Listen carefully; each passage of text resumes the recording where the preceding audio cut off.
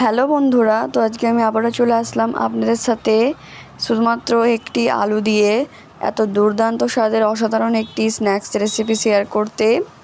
আপনাদের কিন্তু পুরো ভিডিওটা দেখতে হবে আমি কিভাবে স্ন্যাক্সটা তৈরি করেছি, তাও আবার খুব সামান্য উপকরণ দিয়ে, একটি আলু এবং কিছু উপকরণ দিয়ে, যেটা কিন্তু আমাদের সবার বাড়িতেই কম বেশি থাকে। আর এটা যদি আপনারা বাচ্চাদেরকে একবার খাওয়ান, তারা কিন্তু বারবার চাইবে টিফিনেতে, এতটাই সুস্বাদু হয়। আপনারা নিজেরাও কিন্তু এটা সন্ধ্যাবেলা স্ন্যাক্সে তৈরি করে খেতে পারবেন, মাত্র 5 মিনিটে তৈরি হয়ে যাবে, তেমন কোনো ঝামেলা ছাড়াই। তো চলুন ভিডিওটা শুরু করা যাক। ভিডিওটা শুরু করার আগে চ্যানেলটা সাবস্ক্রাইব করে অবশ্যই পাশে থাকবেন। এবং দেখুন, আমি কিন্তু প্রথমেই দেখিয়ে দিলাম আমি এখানে কি কি সবজি কেটে নিয়েছি। আপনাদের কাছে যদি এক্সট্রা আরও কোনো সবজি থাকে তো আপনারা কিন্তু সেটাও কেটে নিতে পারেন, এখানে অ্যাড করতে পারেন। তো ওগুলো সাইডে রেখে এবারে আমি একটা ফ্রাইং প্যানেতে প্রথমে আমি অল্প পরিমাণ তেল দিয়ে দিলাম।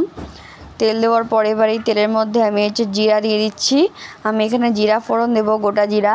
আপনারা চাইলে কিন্তু এখানে 5 ফোড়নের ফোড়ন দিতে পারেন। তো আমি এখানে গোটা জিরা অল্প পরিমাণে ফোড়ন দিয়ে নিচ্ছি, দিয়ে জিরাগুলোকে একটু ভাজা ভাজা করে নেব। জিরে দিলে কী হয়, খুব সুন্দর একটা স্মেল আসে, তার জন্য। দেখুন, এবারে জিরাটা একটু ভাজা ভাজা হয়ে গেলে আমি এখানে কাঁচা লঙ্কা ইউজ করেছি। আপনারা চাইলে এটা স্কিপ করে যেতে পারেন, যদি বাচ্চারা খায় তো এটা স্কিপ করে যেতে পারেন আপনারা। আবার দেখুন, খুব ভালোভাবে আমি এটাকে নেড়ে নিচ্ছি। লঙ্কাগুলোকে আমাদেরকে ভাজা ভাজা করে নিতে হবে একটু। এরপর আমি এর মধ্যে পেঁয়াজ, গাজর কুচি দিয়ে দিলাম। পেঁয়াজ এবং গাজর যেটা কুচিয়ে রেখেছিলাম দিয়ে দিলাম। দিয়ে হালকা কিন্তু আমাদেরকে এটাকে ভাজা ভাজা করে সটে করে নিতে হবে, মানে সব উপকরণগুলো যেন খুব ভালোভাবে সেদ্ধ হয়ে যায় এরকম। দেখুন, এটা কিন্তু হয়ে গিয়েছে। এইবারে আমরা একটা বড় আলুকে আমি সেদ্ধ করে আগে থেকে স্ম্যাশ করে রেখেছিলাম, সেটা আমি দিয়ে দিলাম। আমি দিয়ে আলুটা এর মধ্যে দিয়ে এবারে খুব ভালোভাবে মিশিয়ে নেব।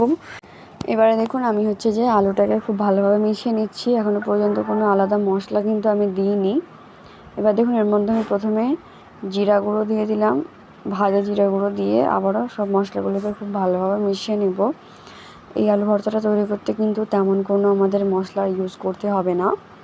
দেখুন, এইভাবে আমি মিশিয়ে নিচ্ছি কিন্তু। আর এখানে কিন্তু আপনারা চাইলে এটাকে পরে ঠান্ডা করে হাতে করেও সব মিশিয়ে নিতে পারেন। শুধুমাত্র আমি জিরে গুঁড়োটা ইউজ করেছি, এরপর লাস্টে একটু কিন্তু লবণ ইউজ করব। তার আগে দেখুন, এর মধ্যে আমি অল্প পরিমাণে, মানে যতটা পরিমাণে আমরা আলু নিয়েছিলাম তার থেকে অল্প হাফ পরিমাণে আমরা চালের আটা দিয়ে দেবো। বাজারে কেনা যে চালের আটাটা হয়, দিয়ে এরকম একটা ডো তৈরি করে নেবো। ওটা ঠান্ডা হওয়া পর্যন্ত আমাদেরকে রেখে দিতে হবে। ঠান্ডা হয়ে যাওয়ার পর এরকম ডো তৈরি করে নিতে হবে। এবার দেখুন, ডোটাকে আমি দুটো ভাগে এভাবে ভাগ করে নিলাম। ডোটা এইভাবে দুটো ভাগে ভাগ করে নেওয়ার পর আমি আপনাদেরকে খুব সহজে একটা ট্রিক দেখাবো, যেটা দিয়ে কিন্তু আপনাদের কোনো রকম বেলাবেলি ঝামেলা করতে হবে না। দেখুন, একটা পরিষ্কার এরকম প্লাস্টিকের পেপার নিয়ে নেবেন, দুদিকে তেল বুলিয়ে নেবেন দু সাইডেই, দিয়ে এবারে প্লাস্টিকটাকে চেপে দিয়ে এভাবে আপনারা শেপ দিয়ে নিতে কিন্তু পারবেন খুব সহজে। হাতে লাগারও কিন্তু কোনো ঝামেলা নেই। দেখুন, এবারে কিন্তু আমি এটাকে আমি একটু চৌকো চৌকো শেপ দিয়ে দিচ্ছি, যাতে সব কটা পিস সমানভাবে বেরিয়ে আসে। তো এবারে এই শেপটা দেওয়ার পর আমি এবারে এটাকে ছুরি করে এভাবে কাটবো। দেখুন, ছুরি করে আমি কেটে কেটে ছোটো ছোটো চৌকো চৌকো শেপ দিয়ে নিচ্ছি। দেখুন, ছোটো ছোটো চৌকো শেপ দিয়ে নিচ্ছি। এভাবে কিন্তু আমাদের একটা পিস কিন্তু রেডি হয়ে যাবে।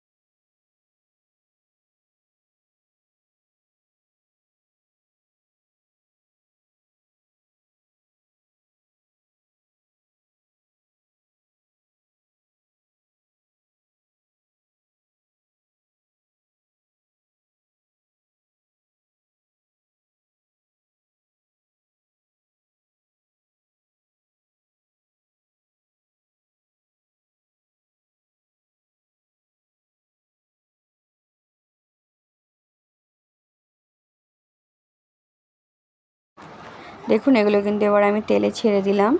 এটা কিন্তু আমি একদম ডুবো তেলে দিয়ে দিচ্ছি, তেলটা একটু গরম অবস্থাতে রাখাতেই, দিয়ে আবারও এগুলো ভেজে নেব। খুব সহজে খুব ক্রাঞ্চিভাবে কিন্তু আপনারা এটা তৈরি করে নিতে পারবেন। আমি রেকমেন্ড করবো একবার অবশ্যই কিন্তু এই ইউনিক স্ন্যাক্সটি তৈরি করে বাড়িতে খাবেন। দেখুন এবারে হচ্ছে যে আমি এটাকে একবারে কিন্তু আপনারা একবারে করলে অনেকগুলো করে তৈরি করে নিতে পারবেন। ভিডিওটা কেমন লাগলো?